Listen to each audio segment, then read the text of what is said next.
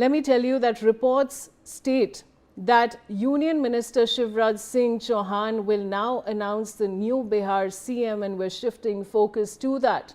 The BJP has assigned him the responsibility with Shivraj Singh Chauhan appointed as the Bihar observer. Shailendra Kumar is joining me with more details. Shailendra, आप हमें क्या जानकारी दे सकते हैं? देखिए, BJP ने अब एक तरह से कहें कि बिहार में नई सरकार की उल्टी गिनती शुरू हो गई है और बीजेपी की ओर से मुख्यमंत्री बनेगा ये सुबह ही साफ हो गया जब बिहार के मंत्री हैं विजय चौधरी, उन्होंने बयान दिया था कि बीजेपी को अपने विधायक दल का नेता चुनना है और उसके कुछ घंटे बाद ही शिवराज सिंह चौहान जो केंद्रीय मंत्री हैं, केंद्रीय कृषि मंत्री हैं, मध्य प्रदेश के मुख्यमंत्री रहे हैं, उनको नियुक्त कर दिया गया है बिहार में पर्यवेक्षक के रूप में, केंद्रीय पर्यवेक्षक के रूप में वो भाग लेंगे जब बिहार में विधानमंडल दल, जो बीजेपी का विधानमंडल दल है, सबसे बड़ा दल है बीजेपी, उसकी जब बैठक होगी तो वहां पर वो केंद्रीय पर्यवेक्षक के रूप में मौजूद रहेंगे और उनका काम होगा कि बीजेपी का जो विधायक दल का नेता है उसका चुनाव करवाना, यानी नई सरकार के गठन जो होना है उसको लेकर जो बैठक होनी है बीजेपी के विधायक दल की बैठक होनी है, उसमें शिवराज सिंह केंद्र की ओर से आएंगे, प्रतिनिधित्व करेंगे और उनकी ओर से ही ये अनाउंसमेंट होगा कि आखिर कौन बीजेपी की तरफ से अगला सीएम बनने जा रहा है। और तो ये कह सकते हैं अब तय हो चुका है, क्योंकि अभी थोड़ी देर पहले ही एक चिट्ठी निकली थी।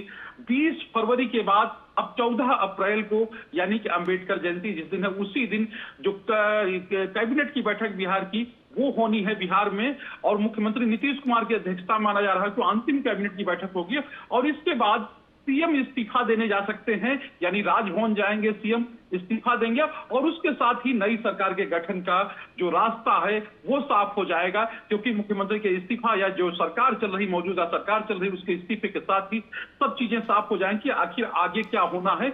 और ये भी तय है कि तय हो रहा है बने रहिए शैलेंद्र, आपके पास मैं लौट के आऊंगी। Now, according to an official letter from the Bihar government, a cabinet meeting has been called on April 14 at 11 a.m. in the cabinet room at the chief secretariat. Reports say before this meeting, Chief Minister Nitish Kumar will visit the statue of Baba Saheb Dr. Bhim Rao Ambedkar to offer a wreath. The cabinet meeting that follows is considered extremely important as speculation is rife that it could be the last meeting of his tenure. Shailendra, ये जो नई जानकारी हम अपने दर्शकों को बता रहे हैं उसके बारे में और क्या बता सकते हैं? देखिए, 20 फरवरी वो तारीख थी जब बजट सत्र चल रहा था बिहार का और उसी दौरान जो है कैबिनेट की बैठक हुई थी। उसके बाद से, यानी 20 फरवरी के बाद से अब तक कोई कैबिनेट की बैठक नहीं हुई है और लंबे समय से चर्चा हो रही थी कि आखिर कैबिनेट की बैठक कब होगी। और ये भी कहा जा रहा था जब मुख्यमंत्री शपथ लेने जा रहे थे राज्यसभा के सदस्य के रूप में, राज्यसभा सांसद के रूप में, तो ये कहा जा रहा था कि वो कैबिनेट की बैठक करके जाएंगे। लेकिन फिर एक नई तारीख तय हुई कि नहीं, जब वो लौटेंगे उसके बाद 13 तारीख को बैठक होगी। लेकिन अब साफ हो गया है, अब पत्र जारी हो चुका है कि 14 तारीख को ये बैठक होने जा रही है।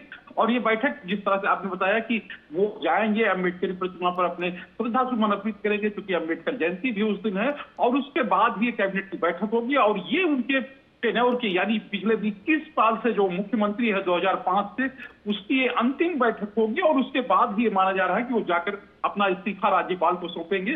साफ तौर पर कैबिनेट की जो बैठक है वो लंबे समय से नहीं हुई थी, इसको लेकर सवाल भी उठ रहे थे।